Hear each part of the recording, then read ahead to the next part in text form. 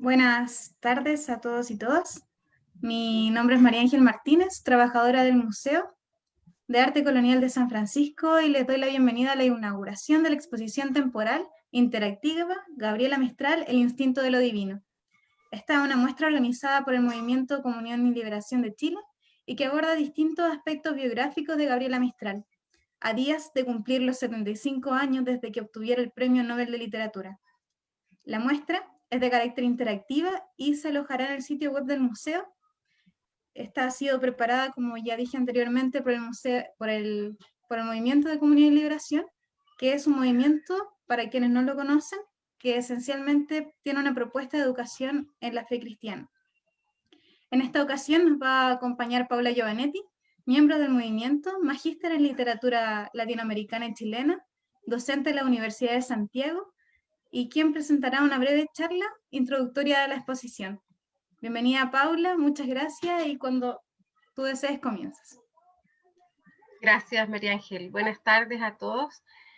Agradezco mucho la oportunidad de poder hablar de esta mujer que admiro mucho en términos de lenguaje, en términos de poesía, pero también humanamente. Es una persona que admiro mucho y que espero que les llame la atención tanto como a mí y a quienes hemos preparado esta muestra. Les voy a presentar un poco unas pinceladas acerca de cómo se hizo esta exposición, el valor que tiene para nosotros esta exposición, y sobre todo me gustaría entrar en algunos aspectos de la vida de Gabriela Mistral y no contarles toda la exposición completa, puesto que después la pueden ver en el sitio del museo. Primero, ¿por qué hacer una exposición sobre Gabriela Mistral? Lo primero que tengo que decir como profesora de literatura es que hay grandes profesores que he admirado durante mi vida, y una de ellas, una profesora de literatura italiana, Giuliana Contini, cuando hablaba de Dante Alighieri, se apasionaba de una manera tan grande que yo pensaba que ganas de entrar en el mundo que ella ha entrado. Entonces yo quería también estudiar literatura italiana, y la respuesta que ella tuvo para los que estábamos escuchándola fue busquen a los grandes de su tierra. Y para mí esa es una de las grandes razones por las cuales me interesó Gabriela Mistral. Es decir, siendo muy joven, yo a los 20 años, 19, 20 años, comencé a buscar qué autores de estas tierras, digamos, de Chile, de Perú, sobre todo de Chile y Perú, qué autores de estas tierras me hablan a mí de cosas que humanamente tienen que ver con mi persona y tienen que ver con lo humano, tienen que ver con lo que somos. Y uno de los grandes descubrimientos de mi vida como profesora ha sido Gabriela Mistral. La primera cosa que quisiera destacar en ella es una preocupación educativa, y al mismo tiempo estos 4 ejes de los que les voy a hablar son los 4 ejes de la exposición, que son la educación, el amor, la maternidad y su vida en sí misma, su vida en términos biográficos. Como les decía, lo primero que quiero destacar es la preocupación educativa de Gabriela Mistral, que es una preocupación que traspasa su vida entera, desde muy chica, desde muy joven. Lo siguiente es el amor como intuición de un viento divino, dice ella, y de aquí nace el título de la exposición, porque tiene que ver con este interés de Gabriela Mistral por descubrir lo divino en todos los rincones de la vida. Que lo divino no esté separado del ser humano, como la religiosidad moderna en la que el hombre vive su vida y aparte existe la religión. En cambio, para ella, el amor, la educación, la maternidad, todas están traspasadas por la fe, porque en todos los aspectos de la vida se puede intuir lo divino para Gabriela Mistral. Después tenemos el eje de la maternidad, que tiene un aspecto para mí precioso, en el que ella dice que la madre es la que más entiende la eternidad, porque al mirar un hijo, el primer deseo de una madre es que ese hijo tenga un destino para siempre, que ese hijo sea un para siempre. no perder nunca nada de ninguno de los aspectos que este hijo tiene en el corazón de una madre.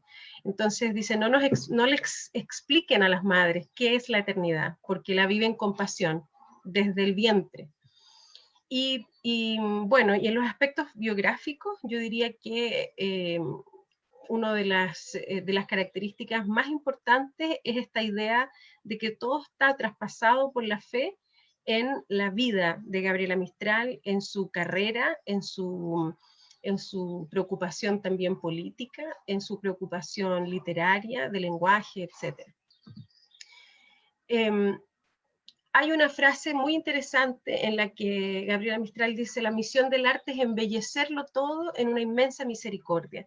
Y ella se pregunta por qué el arte va perdiendo esta misión, y una de las intuiciones que ella tiene es que se puede ir perdiendo por la pérdida del amor al lenguaje. Es decir, cuando el lenguaje ya no tiene un peso en la palabra, cuando el lenguaje no está traspasado por este instinto divino del ser humano, que cuando hablamos de lo divino tendríamos que ahondar en una exposición distinta, porque ella se refiere a lo divino en términos muy amplios, ¿cierto? En términos del misterio de la vida, también habla del sentido religioso con esas palabras, dice el ser humano tiene un sentido religioso que lo hace intuir cosas más allá de la propia vida. Es decir, cuando se pierde este instinto divino, el arte ya no es embellecer, el arte es simplemente replicar, el arte es simplemente disfrutar de ciertas cosas de la vida que serían muy válidas, pero ya no serían arte. ¿Quién es Gabriela Mistral? Ella nace el 7 de abril de 1889 en la ciudad de Vicuña, en la cuarta región. Sus padres son Juan Jerónimo Godoy y Petronila Alcayaga. Ellos la bautizan con el nombre de Lucila, y cuando tenía 3 años su padre abandona la familia y se dedica a recorrer tierras desconocidas para ella. Y una cosa interesante que ella dice sobre su padre es que nunca tuvo rencor de este abandono, y que recibió de su padre una herencia que es el ser patiloca, es decir, este gusto por viajar y conocer. Se considera un alma viajera y siempre estaba disponible para ir al lugar donde alguien se lo pidiera, alguien en quien ella confiara. ¿Cómo podríamos decir que ella misma se define? Hay muchas definiciones en las que ella misma trata de ahondar un poco en quién es. Y algunas de estas definiciones las podemos encontrar en el libro Vivir y Escribir, que es un libro muy interesante, que es una colección de escritos autobiográficos. Muchos de ellos fueron usados en esta exposición. Ella dice: nací en Vicuña, en Chile, en 1889, me crié en el campo hasta los 12 años, ha persistido en mí la ruralidad y sigo interesada en la escuela del campo y hasta en la cuestión agraria. Empecé a enseñar como maestra rural a la edad de 15 años y 3 años más tarde pasé a la enseñanza secundaria de humanidades, donde como profesora primaria y directora he trabajado otros 15 años. No hice nunca estudios regulares, pero recibí el título de la Universidad de Chile de manera extraordinaria, sin haber dado ninguna prueba. Mi padre y mi única hermana eran maestros. Pusimos esta cita porque esto resume un poco su carrera en términos como de profesión. Ella nunca estudió pedagogía, de hecho no terminó la escuela, no terminó de estudiar la primaria, y ejerció como profesora de una manera muy especial que ya les voy a contar y que algunos de ustedes deben saber. Ella vivía con su madre, con su hermanastra y con su abuela Isabel Villanueva, de quien se decía que leía el futuro en las estrellas. La abuela de Gabriela Mistral tenía esta fama. Y ella es quien la educa en la fe y que la introduce al mundo de los salmos, considerados por Gabriela Mistral las palabras más preciosas jamás dichas por el ser humano. Después de los salmos, solo Dante se acerca a la pureza total del lenguaje, dice Gabriela Mistral, y reconoce que el centro de su fe y de la palabra nacen de esta herencia que su abuela dejó en ella. Como les decía antes, tuvo muy pocos años de escolaridad. estaba matriculada en la escuela donde su madrina hacía clases, y esta madrina que ella tenía le encargaba distribuir papeles, materiales a sus compañeras de clase, y un día faltaron materiales, y las compañeras de Lucila Godoy la acusan de robo. La expulsan de la escuela, y para no poner ladrona en los documentos oficiales, pusieron que era deficiente mental en un certificado público. Y con esto ella queda fuera de todas las enseñanzas y estudios formales, porque no era aceptada en ninguna escuela con ese certificado de deficiencia mental. ¿Qué pasa entonces con ella? ¿Cómo llega a ser una persona tan culta, ¿cierto? Una persona amante de la palabra, sin haber terminado la escuela? Esto es gracias a su hermana Emelina, que era profesora y que intentó matricularla en la Escuela Normal de Señoritas, pero por supuesto fue rechazada. Pero Gabriela Mistral ya sabía escribir, y además de tener el certificado de deficiencia mental, tenía esta fama de que robaba. Entonces era considerada una mala influencia para las compañeras, no la dejaron entrar, y entonces Emelina, su hermana, hace una de las cosas más preciosas para la vida de Gabriela Mistral, que fue llevarla como acompañante a todas las clases que hacía. Emelina entonces la lleva a hacer clases, a escuchar sus clases, la sentaba en la silla del profesor mientras ella hacía las clases para que Gabriela no estuviera sola en la casa, y esto hace despertar en ella el amor por el lenguaje, el amor por la educación. Y aquí están algunos versos donde ella se refiere a su hermana, en términos autobiográficos, en el libro que yo les había nombrado recién. Mi hermana fue toda su vida una maestra de índole espiritual, con una abnegación que en su madurez tocó los lindes de la santidad. Yo la tengo pintada en La maestra rural, el famoso poema. Pero como es natural, no podía alabar así a una hermana, y la disfracé al final del poema, como si fuera otra persona. La maestra que he pintado allí me la dio ella a lo largo de mi infancia, solo con haberla visto vivir. Esta es una expresión no metafórica, digamos. Ella vio a su hermana vivir como profesora toda la vida y toda su infancia, digamos, y esto fue lo que despertó en ella la vocación de la enseñanza, y esto es lo que ella dice después en términos poéticos de su hermana. Dice: la maestra era pobre, su reino no es humano. Así en el doloroso sembrador de Israel, vestía sayas pardas, no enjollaba su mano, y era todo su espíritu un inmenso joyel. La maestra era alegre, pobre mujer herida. Su sonrisa fue un modo de llorar con bondad. Por sobre la sandalia rota y enrojecida, tal sonrisa, la insigne flor de su santidad. Este es un extracto, por supuesto, es un poema mucho más largo, y lo pusimos porque habla de esta admiración que tiene por su hermana, pero también habla de ella misma. Aquí yo diría que Gabriela plasma también la forma en la que ella quiso ser profesora. Quiso ser una profesora austera, ella nunca le gustaron las joyas, por ejemplo, porque decía que lo que había que embellecer es el espíritu humano. Era una mujer que no tenía muchos recursos, y sin embargo tenía una alegría herida. Ella se consideraba una mujer fea, siempre lo dijo, y sin embargo estaba segura de que su alegría consistía en otra cosa. Pero era una alegría herida, ¿cierto? Herida por la vida, herida por muchas cosas que pasaron en su vida. Bueno, ella, como les conté, no tenía ningún título. Comienza a ejercer desde los 15 años como maestra rural en pequeñas escuelas donde no habían profesores y que necesitaban con urgencia ser atendidas. Entonces llevaron a profesores muy, muy jovencitos. Iba buscando materiales adecuados para sus alumnas. Ella trabajó siempre en colegios de niñas en el norte. Después en el sur trabajó con adultos también. Y una preocupación muy importante que ella tuvo era el amor por la palabra que ella había aprendido.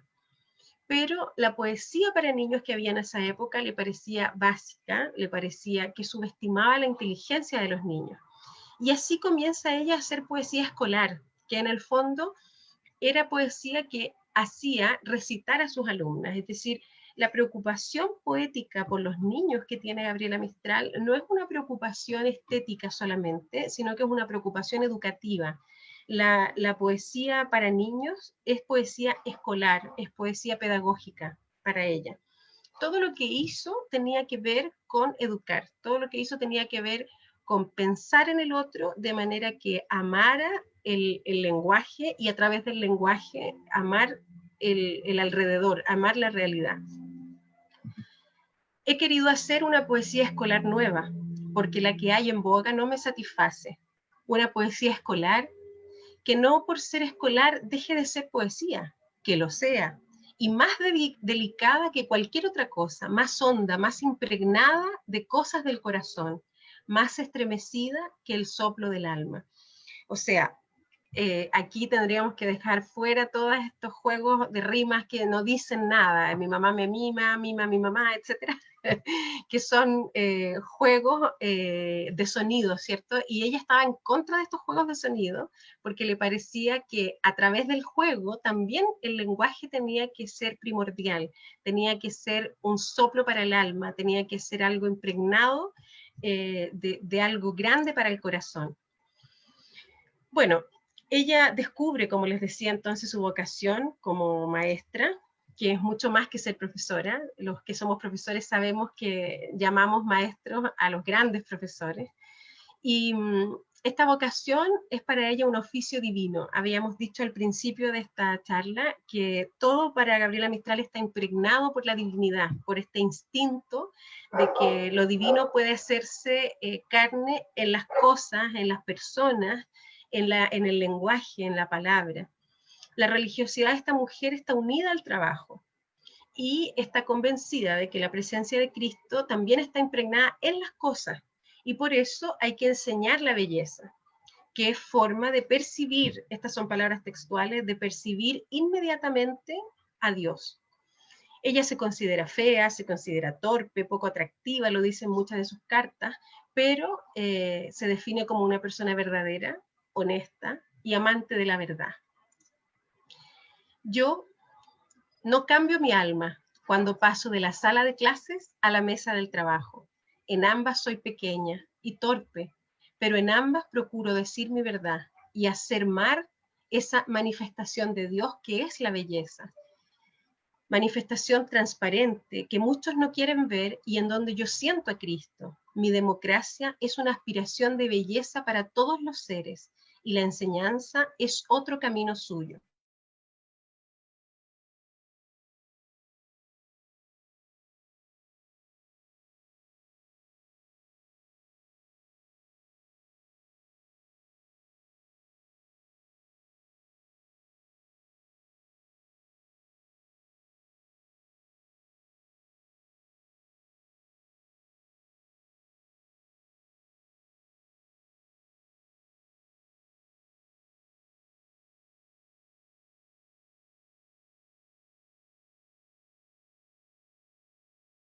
Gracia dice que el niño pobre, sobre todo los niños pobres, necesitan ver la belleza en términos democráticos, es decir, que haya para todos un Paula, espacio, ¿sí?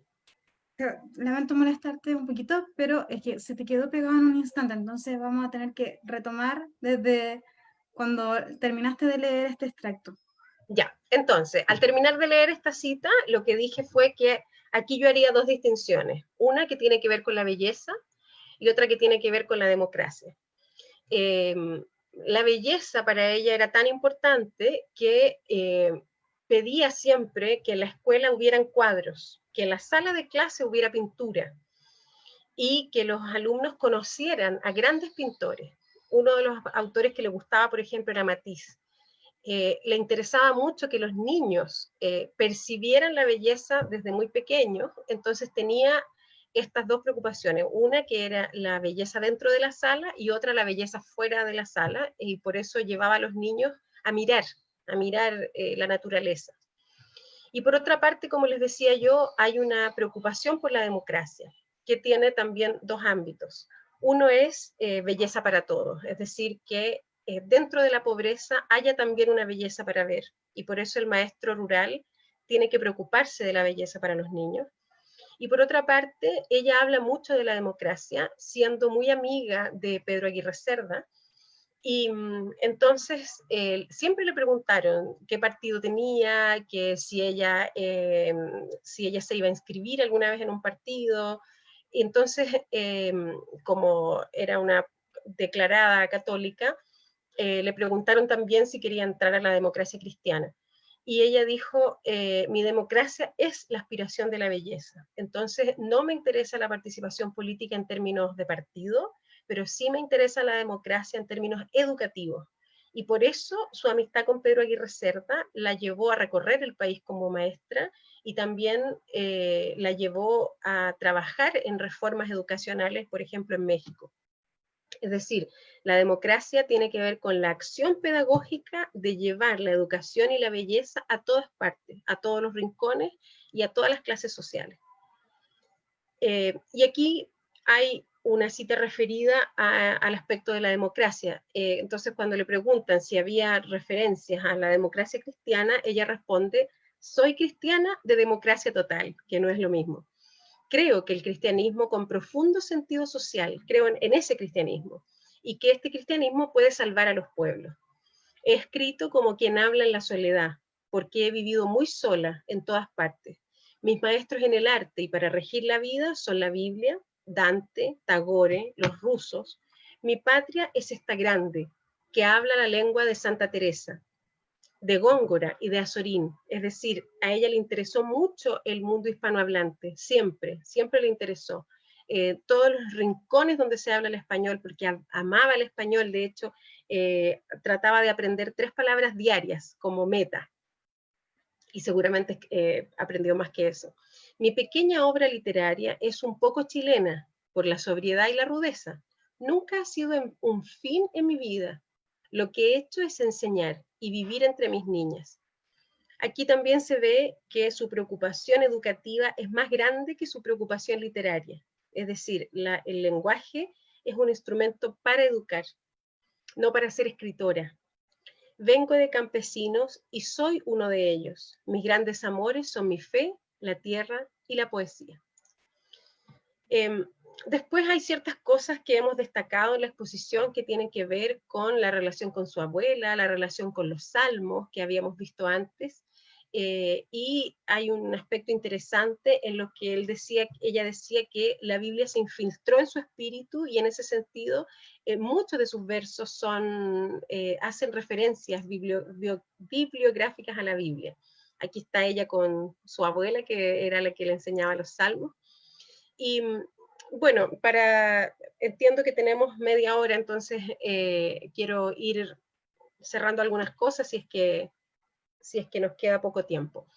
La primera cosa que quisiera decir para ir cerrando es la preocupación por el amor. Últimamente, yo diría que en los últimos, no sé, 10 años, ha habido una gran preocupación morbosa, diría yo, por la vida amorosa de Gabriela Mistral.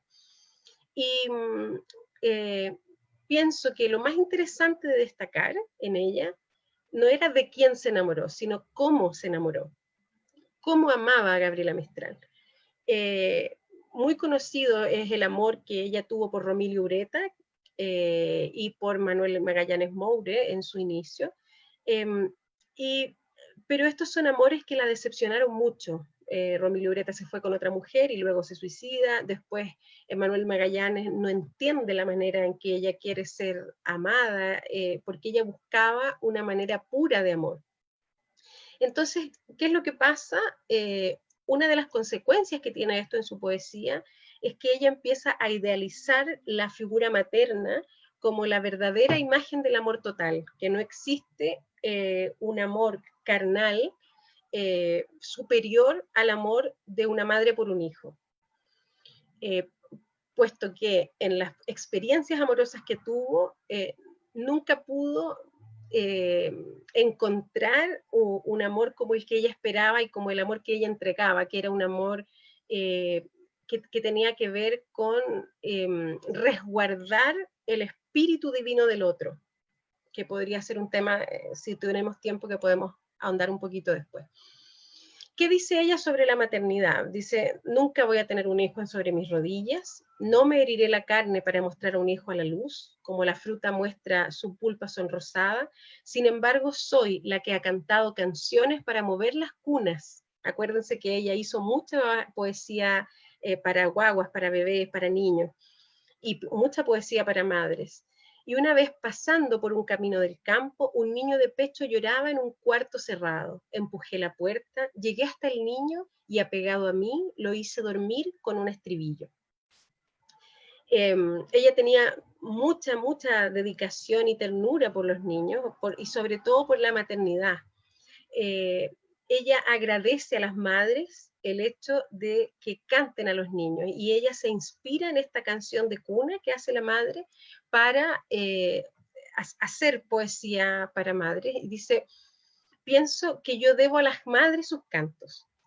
Otras 4 estrofas con que yo devuelva a aquellas que caían dulces y mansas como la claridad de la luna sobre mi cuna. O sea, este canto que yo escuché desde niña y que he escuchado en otras madres son los que yo quiero devolverles ahora a ellas. Todos los niños de otras tierras las tienen, los cantos de cuna, ingenuas, otras bellísimas, pero siempre las tienen. La canción de cuna debe ser como la gota de agua, divina en su simplicidad, ligera como el rocío que no alcanza a doblar la hierba. Bueno, ella se hace madre adoptiva del hijo de su hermano, que está aquí, que es Jin Jin, y que en 1926 queda viudo y que le entrega a su hijo como hijo de ella, digamos, y ella le dice que sí con la condición de ser su madre, digamos, no de ser una figura cuidadora, sino de ser realmente su madre. Y bueno, para avanzar rápidamente, me gustaría quedarme con esta idea de que el corazón es religioso desde que porta el misterio. Y aquí hay una preocupación de Gabriela Mistral que tiene mucho que ver con la santidad de la mujer. ¿Por qué para ella hay santidad en la mujer? Porque desde que lleva un niño en su vientre, porta en sí misma el misterio del mundo, porta en sí misma todo el misterio de la humanidad, que sería la gracia que la madre lleva en el mundo. Y al mismo tiempo hay una aspiración, diría yo, de servir a los niños. Hay 2 posibilidades de santidad en este sentido. Una es portar al niño en el vientre y otra es servir a los niños, estar al servicio de los niños, que fue el camino que ella siguió durante toda su vida, servir a los niños a través de la educación. Hay muchos otros aspectos que hemos tomado en la exposición y si uno habla de Gabriela Mistral, también hay muchos otros aspectos preciosos de los cuales se pueden hablar, pero pienso que podríamos quedarnos con esta idea de la maternidad sagrada, donde ella dice, aquí quedan dedicados estos versos a las mujeres capaces de ver que la santidad de la vida comienza en la maternidad, la cual es, por lo tanto, sagrada. Sientan ellas la honda ternura con que una mujer que apacienta por la tierra a los hijos ajenos, mira a todas las madres de todos los niños del mundo. Muchas gracias, Paula. Muchas gracias. Revisando un poco los comentarios de Facebook, llama la atención. Primero agradecer a todos los participantes, los que nos están viendo, ¿no? Y bueno, me surge la pregunta, viendo los comentarios y también personalmente, saber si puedes profundizar un poco en la relación que tiene San Francisco con Gabriela Mistral, porque yo estaba pensando de que efectivamente tenemos que aclarar esta relación estrecha que tienen estos 2 grandes personajes, porque si no, no se entiende por qué el Museo San Francisco está como promoviendo tanto a Gabriela Mistral durante este tiempo, cerca de la celebración de los 75 años del Premio Nobel, y que al final sí, como que nos permite conocerla más, pero no solamente porque es una gran mujer dentro de la historia de Chile o dentro de la historia del mundo, sino porque también hay una relación entre estos dos personajes. Entonces, si podés, si tienes algo de información ahí que nos pueda ayudar, Ahora está sí, bueno, súper.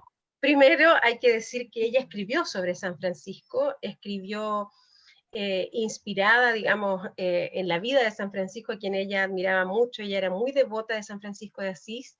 Ella escribió en verso acerca de él poemas que se llamaron Motivos de San Francisco, que son, diría yo, como del año, chuta, creo que publicados el 65 debe ser, porque son posteriores a su muerte. Y pienso que su gran admiración por San Francisco tiene que ver con este instinto de lo divino a través de la naturaleza, por un lado, y por otra parte, la preocupación educativa y la austeridad de la vida. Estos motivos de San Francisco no solamente hablan de él como fraile, digamos, no son escritos biográficos, sino que tienen que ver profundamente con lo que ella admiraba de él como persona. Y una de esas cosas, pienso, estoy interpretando de manera personal, pienso que tiene mucho que ver con este instinto de lo divino en lo que se ve alrededor, y por lo que ella hacía que sus alumnos miraran los pájaros, la naturaleza, ¿cierto? No llegó a decir como San Francisco, hermano sol, hermana luna, pero sí percibir en el alrededor, por ejemplo, en el canto nocturno de las aves, percibir que Dios mece al mundo con una ternura que se puede intuir a través de los pájaros, a través del cielo, a través de las nubes. Yo pienso que su admiración por la naturaleza no tiene que ver con la ecología, sino que tiene que ver con sorprender dentro de la naturaleza el misterio de Dios. Y creo que en eso hay una sintonía muy grande con San Francisco. Sí, yo en verdad también lo recalco y pienso algo muy similar. También me surge la pregunta que creo que es preciso aclarar y destacar, es de dónde nace, porque esta no es una presentación nueva, ¿no? No es como la primera vez que se va a hacer esta presentación de Gabriela Mistral, El Instinto de lo Divino. Y tú también comentabas al principio que fue un interés propio y también de algunos amigos. Quizás podrías comentarnos de dónde surge la presentación y por qué se le, o sea, ya nos explicaste por qué tiene este título, pero sí como de dónde nace toda esta investigación de esta particularidad de Mistral con amigos. Bien, como les decía, a mí yo siempre he tenido mucha curiosidad por ella desde muy joven, pero el año 2018 se me propuso buscar un grupo de jóvenes universitarios que quisieran trabajar aprendiendo sobre la Gabriela Mistral y crear una exposición para un encuentro cultural organizado por Comunión y Liberación que se llama Encuentro Santiago.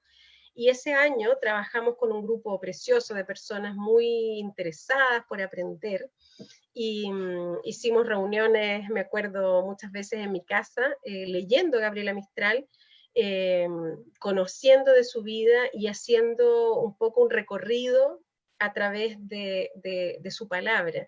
Y junto a estos jóvenes hicimos esta exposición que se puso por primera vez en el Parque Gabriela de Puente Alto, y que fue visitada por muchas personas. Ellos la guiaron, chicos universitarios de este mismo movimiento, y que además tenían un interés particular por esta poetisa, digamos.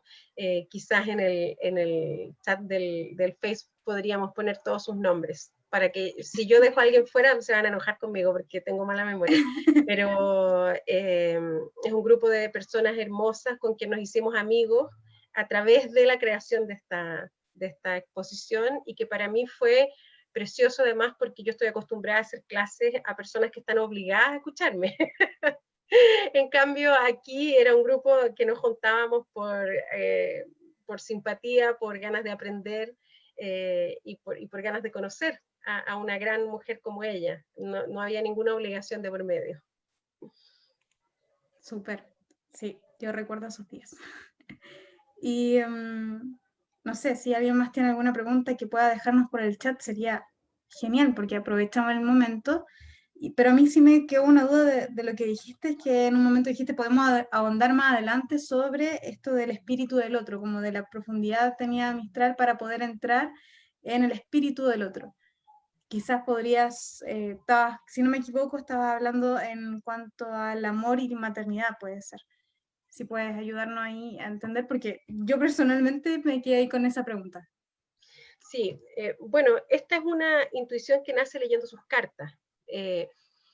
Bueno, hay un comentario en el Facebook que dice no confundir fe y religión y me hizo pensar también en esto, de que es importante no confundirlo porque para responder un poco a eso y luego para entrar en esto del espíritu del otro, bueno, ella tuvo una preocupación religiosa muy interesante y ella misma lo dice en un texto que se llama El sentido religioso, cuando ella intuye esta idea del misterio en la realidad, y de hecho, como decían también ahí, fue acusada muchas veces de naturalista por percibir esta presencia del misterio en las cosas naturales, habría que decir que esta misma percepción de que lo divino se encarna en las cosas y en las personas es su intuición sobre el amor.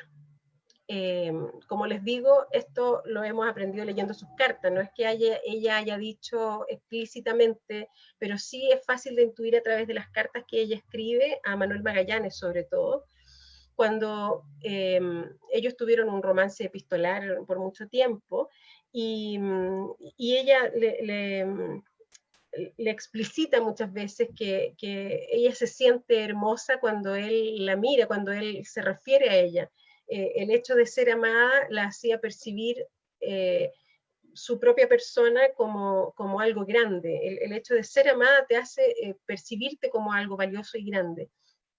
Y cuando Manuel Magallanes le pide, juntémonos, le dice en una de las cartas, bueno, entonces juntémonos en un restaurante y después salimos, qué sé yo. Estoy resumiendo de manera burda, pero en el fondo era, veámonos, juntémonos. Y ella le dice, no, entonces no entendiste nada. O sea, mi manera de amar no era esa, no hay ahí, no era eso lo que yo te estaba pidiendo, sino que me amaras de una manera pura. Y ahí podríamos decir que hay un amor más ideal, más que entra en el espíritu de la persona como quien mira la naturaleza, deseando que en ella también se encarne lo divino. No sé si me explico. Es decir, por eso era acusada muchas veces de naturalista, porque ella percibía en la realidad una carga suprema de divinidad y mucho más en la persona, por eso le interesaba tanto la educación, es decir, sacar del otro lo más grande posible para que él también pueda intuir esa presencia dentro de lo que ve, dentro de lo que ve. Y imagínense entonces cómo ella percibe el amor entre las personas. Hay una carta que ella escribe a Delia del Carril que es hermosa también, donde le dice, todo puede echar a perder, todo podría echar a perder el amor, menos el amor mismo. O sea, todo lo demás que no es amor puro es basura, porque deseo amar de una manera que respete esta divinidad del otro. Es interesante, en verdad, la postura que toma Mistral con respecto al amor. Voy a volver a revisar si tenemos algún comentario, creo que no, tampoco una pregunta. Entonces, solamente para precisar, esta es una muestra, esta es juntarnos con Paula es el lanzamiento de la muestra virtual que estará colgada en la página del Museo San Francisco. Ustedes buscan en Google Museo San Francisco, se les va a desplegar la primera opción, la página del museo, y donde ustedes en la sección de noticias van a poder encontrar la exposición virtual. Aquí van a poder encontrar todos los paneles que fueron trabajados en la presencialidad que nos contaba Paula, y también los que ahora he mencionado porque tratan los mismos temas que hemos hablado en este momento. Fe, maternidad, amor y su biografía. educación, claro, y su biografía. Así que tenemos Esto para que ustedes puedan ir conociendo la Mistral, ir adentrándose en la Mistral y sobre todo para que podamos celebrar juntos también este nuevo año de la premiación novelísima de Mistral. Y también dejarlo desde ya también invitados porque el Museo San Francisco va a abrir sus puertas, así que este evento que estamos haciendo con Paula tiene también el honor de ser una invitación en vivo sobre la apertura y la reapertura en verdad del Museo San Francisco, que se va a hacer desde mañana. Van a estar todos los días de semana abiertos. Ustedes pueden buscar la información en cómo llegar al museo y también cómo pueden entrar, ya que van a tener visitas también restringidas por todo este tema de la pandemia, pero ya van a poder abrir las puertas para que ustedes puedan ir a visitar sobre todo esta sala que tenemos dentro del Museo de San Francisco, con con algunos detalles de la vida de Gabriela Mistral, y que incluye en ello la medalla también que dejó para el pueblo de Chile, la medalla que le entregaron en el Nobel, para el pueblo de Chile, pero que lo deja bajo la custodia de los franciscanos. Y por eso tenemos una sala tan especial que lleva su nombre dentro del museo. Así que los dejamos desde ya cordialmente invitados y para que puedan visitarnos. Y le agradecemos enormemente a Paula, también su tiempo, también su dedicación y también su entrega, porque no es fácil hablar como de estos temas tan particulares de Mistral. Reviso última vez el chat del Facebook por si tenemos otra precisión. Yo vi Efectivamente, que había una tenemos... pregunta sobre Sí, Meciendo. exacto, eso estoy viendo. Sí, Y antes de eso quería contar un dato interesante, y es el hecho de que ella pidió el Nobel. Ella lo pidió porque estaba segura de que lo merecía, y yo también. Y eso habla un poco de su personalidad. O sea, una persona que mira su vida y dice, yo lo merezco, es una que estaba muy consciente de quién era. Ella pidió el Nobel. Otra cosa interesante que tiene que ver con San Francisco es que ella fue enterrada con el hábito franciscano. Y bueno, para responder a esa pregunta de Meciendo, hay un sacerdote chileno llamado Alex Vigueras que se dedicó a musicalizar poemas de Gabriela Mistral en un disco hermoso que se llama La Cantata Latinoamericana Meciendo, y que tiene versos muy hermosos con los que él trabajó con madres solteras y madres prostitutas en Brasil, y me parece que en Chile también, no quiero equivocarme, pero eh, trabajando con los poemas de Gabriela Mistral, algunas de estas mujeres decidieron no abortar porque intuyeron esta santidad de la que hablaba Gabriela Mistral en su poesía, es decir, lo que hay dentro de mí es el misterio del mundo. Y es un trabajo hermoso que hizo este sacerdote, que es un gran músico chileno además. Y uno de los poemas musicalizados es este, que se llama Meciendo, y en el que hay una intuición muy linda de que Dios mece al mundo, y que la madre meciendo a su hijo es la metáfora de Dios meciendo al mundo a través de su mano. Con su mano mece las olas, mece el viento, mueve la naturaleza, y asimismo la madre lo hace con su hijo. Y esa es un poco la historia que está detrás de esta canción, la intuición que está detrás de esta canción. interesante dato. ¿Cómo se llamaba la cantata que mencionaste, Paula? Cantata latinoamericana Meciendo. Y es una cantata latinoamericana porque tiene ritmos distintos de Latinoamérica, y es realmente preciosa, con poemas leídos por Jimena Rivas, y la voz de Magdalena Matei. Se las recomiendo absolutamente, es hermosa, es hermosa. Se puede encontrar en la editorial San Pablo, pero también la pueden encontrar en internet. Perfecto. Una muy buena sugerencia también para seguir conociendo la Mistral. Así que creo que vamos finalizando este encuentro. Te agradecemos enormemente, Paula, nuevamente, y los dejamos Gracias a ustedes. cordialmente de nada. Y los dejamos a todos, incluso a ti, Paula, dentro de estos tiempos, que puedas volver a visitar o visitar por primera vez el Museo de San Francisco y podamos conocer la sala, a lo mejor podamos tener otro diálogo más presencial en ese momento. Claro que sí. Gracias a todos. Un abrazo. Gracias, chao, chao.